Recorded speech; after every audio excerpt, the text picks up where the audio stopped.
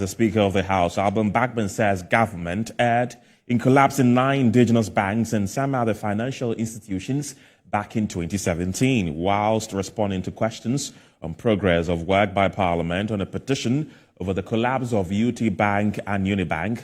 The Speaker assured that he will ensure that the committee set up to investigate the matter speeds up its work and present its work to the plenary. Was our friends in government misunderstood the situation and thought that the clean-up involves the complete sellout of the banking sector to foreign interests.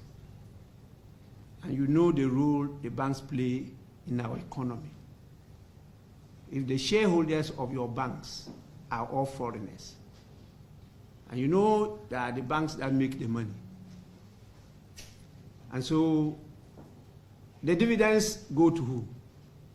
The shareholders. And the shareholders are not Ghanaians. So your sweat, your toil, everything goes into the bank, and then the profits and this are taken away in the form of dividends by the shareholders who are sitting outside the country. And so you lose out.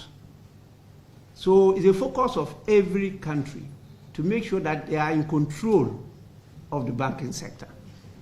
And so if we had Ghanaians who had banks and they're having challenges, it's incumbent on us to support them to succeed for us to continue to be in control of the banking sector. I think our colleagues in government erred in not seeing it that way, and rather made sure that the Ghanaians who were trying to enter into the sector lost out.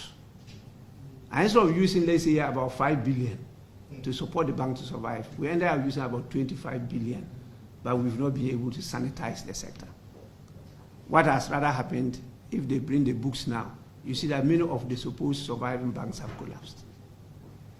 Okay, so there's still a lot of work to be done.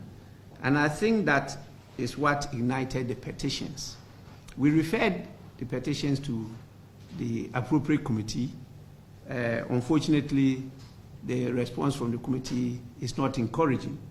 I have on many occasions drawn their attention, but we've not received any report from the committee. And so we are still following up. They said they have a few challenges, but the rules are very clear.